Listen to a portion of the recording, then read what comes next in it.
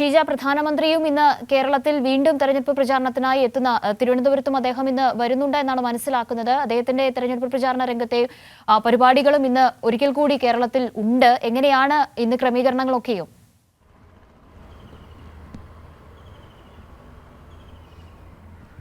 കാവ്യ, പ്രധാനമായും പ്രധാനമന്ത്രിയുടെ വരവിനെ കുറിച്ച് പറയുമ്പോൾ ഈ കേരളത്തിൽ BJPക്ക് എത്ര കണ്ട് ശ്രമിച്ചിട്ടും ആ രീതിയിലുള്ളൊരു സ്വാധീനം ഉണ്ടാക്കാൻ സാധിക്കുന്നില്ല എന്നുള്ളതാണ് BJP നേരിടുന്ന വലിയൊരു തിരിച്ചടി എന്ന് പറയുന്നത്. ആ ഒരു ഘട്ടത്തിലാണ് പ്രധാനമന്ത്രി ഉൾപ്പെടെയുള്ളവരെ കൂടുതലായി ഇങ്ങോട്ടേക്ക് ഇറക്കി കൂടുതൽ വോട്ടുകൾ ക്യാമ്പയിൻ ചെയ്യുക എന്നുള്ളൊരു ലക്ഷ്യം BJP മെനഞ്ഞിരിക്കുന്നത്. അതിന്റെ ഭാഗമായി തന്നെയാണ് പ്രധാനമന്ത്രി വീണ്ടും എത്തുന്നത്. നമുക്കറിയാം, തെരഞ്ഞെടുപ്പ് പ്രഖ്യാപിച്ചതിന് ശേഷം ഇത് മൂന്നാം തവണയാണ് പ്രധാനമന്ത്രി കേരളത്തിലേക്ക് എത്തുന്നത് എന്നുള്ളതും അതിന്റെ കൃത്യമായിട്ടുള്ള രാഷ്ട്രീയം തന്നെയാണ് പറഞ്ഞു വെക്കുന്നത്.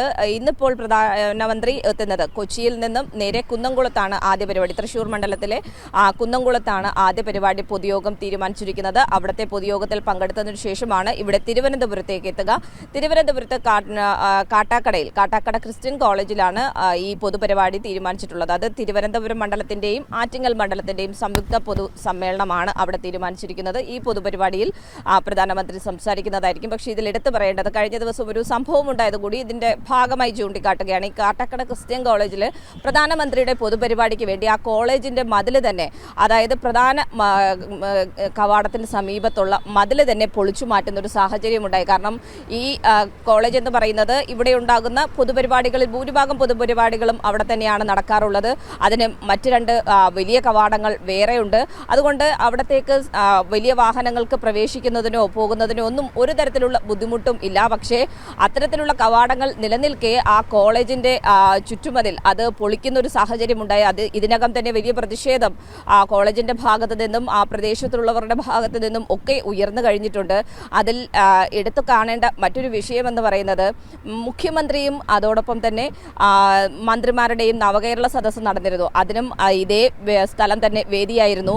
അന്ന് ഈ BJP തന്നെ ഉയർത്തിക്കാട്ടിയിരുന്നു ഇവര്, അതായത് സർക്കാർ ഇവിടെ മതിൽ പൊളിക്കാൻ പോകുന്നു എന്നൊക്കെ. പക്ഷെ അത്തരത്തിലുള്ള ഒരു സംഭവം ഉണ്ടായിരുന്നില്ല. വ്യാജ പ്രചരണമാണ് ഉണ്ടായത്. അന്ന് ഇത്തരത്തിലുള്ള വ്യാജ ആരോപണം നടത്തിയ BJP തന്നെയാണ് ഇന്നിപ്പോൾ പ്രധാനമന്ത്രിക്ക് വേണ്ടി ഇവിടെ ഈ കോളേജിന്റെ മതിൽ പൊളിച്ചിരിക്കുന്നത് എന്നുള്ളതാണ് ഏറെ പ്രസക്തമാകുന്നത്. ഏതായാലും ഇന്നിപ്പോൾ പ്രധാനമന്ത്രി എത്തുന്നു. അതിന്റെ ഭാഗമായിട്ടുള്ള ഗതാഗത ക്രമീകരണങ്ങളൊക്കെ അല്പസമയത്തിനകം തന്നെ ആരംഭിക്കുന്നതാണ്. 8 മണി മുതൽ കാട്ടാക്കട മേഖലയിൽ ഗതാഗത നിയന്ത്രണം ഏർപ്പെടുത്തിയിട്ടുണ്ട്. അതിലെ ബസ്സുകൾക്കോ ഇരുചക്ര വാഹനങ്ങൾക്ക് പോകുമ്പോൾ അതിലെ കൂടി സഞ്ചരിക്കുന്നതിന് നിയന്ത്രണം ഏർപ്പെടുത്തിയിട്ടുണ്ട് എന്നുള്ള കാര്യവും എടുത്തു പറയേണ്ടതാണ്. അതുകൊണ്ട് രാവിലെ കാട്ടാക്കട മേഖലയിലൂടെ സഞ്ചരിക്കുന്നവർ കൃത്യമായ രീതിയിൽ ഈ ഗതാഗത നിയന്ത്രണം കൂടി നോക്കുക എന്നുള്ളതും ഈ ഒരു ഘട്ടത്തിൽ കൂട്ടിച്ചേർക്കുന്നു. കാവ്യ.